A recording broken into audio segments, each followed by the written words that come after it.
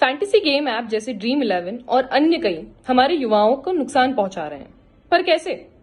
आइए जानते हैं। नमस्कार आप सभी को, मैं रिद्धि जोशी VOY चैनल युवा की आवाज संस्था से आप सभी का स्वागत करती हूं। आज का विषय है फैंटेसी गेम और उनके नुकसान। भारत में गैम्बलिंग के सभी रूप अवैध हैं, लेकिन फैंटेसी गेमिंग के लिए कोई स्पष्ट कानून नहीं है, जो तेजी से एक खतरा बनता जा रहा है। यह किस्सा रवि नामक एक युवक की है, जो 2018 में अपने दोस्तों से online fantasy sports app dream 11 के बारे में पता चलता है, तो उसने इसे जल्दी पैसा बनाने के अवसर के रूप में देखा। 33 वर्षीय ने क्रिकेट खेल पर हर दिन 100 रुपए के सट्टे लगाकर शुरुआत की। कुछ महीनों के भीतर वह फुटबॉल और बास्केटबॉल पर भी दांव लगा रहा था, ऐसे खेल जिनके बारे में वो बहुत कम जानता था। सबसे खराब स्थिति में रवि ने कहा वह प्रतिदिन 1 लाख और 1.5 लाख रुपए के बीच खर्च करेगा। 2 साल के भीतर उसने अपने पूरी बचत खो दी, अपने क्रेडिट कार्ड की सीमा 8 लाख रुपए तक बढ़ा दी और अपने लत को पूरा करने के लिए बैंक से लोन लेने लग गया। उसने करीबन 3 लाख के ऊपर नुकसान हो चुका था, जो उसके वार्षिक आय के लगभग 3 गुना था।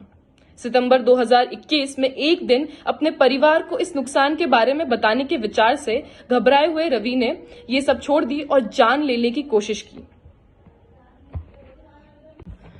रवि उन लाखों भारतीयों में से है जिन्होंने ऑनलाइन फैंटेसी गेमिंग का लालच दिया गया है, जिसे हाल ही वर्षों के देश में तेजी से वृद्धि देखी गई है। डेलॉइट के अनुसार स्मार्टफोन अपनाने, सस्ते डेटा और आसान डिजिटल भुगतान विधियों से प्रेरित भारत में ऑनलाइन गेमिंग उद्योग 2019 में $1.1 बिलियन से लगभग तिगुना होकर 2022 के अंत तक 2.8 बिलियन तक हो चुका है।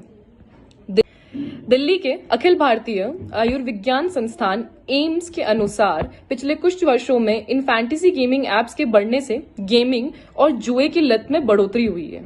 मुंबई में मॉन्ग प्रयोगशाला में अर्थशास्त्र विभाग का एक शोध लेखक अनिरुद्ध तगत ने कहा, उपयोगकर्ता डेटा एकत्र करने के लिए इन प्लेटफॉर्मों को जवाबदेही बनाने के लिए नियमित तंत्र की कमी से यह जानना असंभव हो जाता है कि कौन इन प्लेटफॉर्म का उपयोग कर। अगर ऐप करने की प्रक्रिया की केवल एक स्मार्टफोन की आवश्यकता होती है, तो यह प्रवेश में बाधा को बहुत कम कर रहा है और इसलिए हमारे पास कोई सुराग नहीं है कि कौन उपयोग कर सकता है और कौन संभवतः रूप से फैंटेसी गेम ऐप का आदी हो सकता है। परंपरागत रूप से कोई भी सेवा उत्पाद खरीदता है, विक्रेता की जवाबदेही होनी चाहिए। यहाँ हम निश्चित नहीं है कि जवाबदेही की प्रकृति क्या है। उत्तरदायित्व केवल भारतीय गेमिंग आयोग जैसे स्पष्ट नियामक ढांचे द्वारा लगाया जा सकता है, जो व्यसन के परिप्रेक्ष्य को ध्यान में रखते हैं।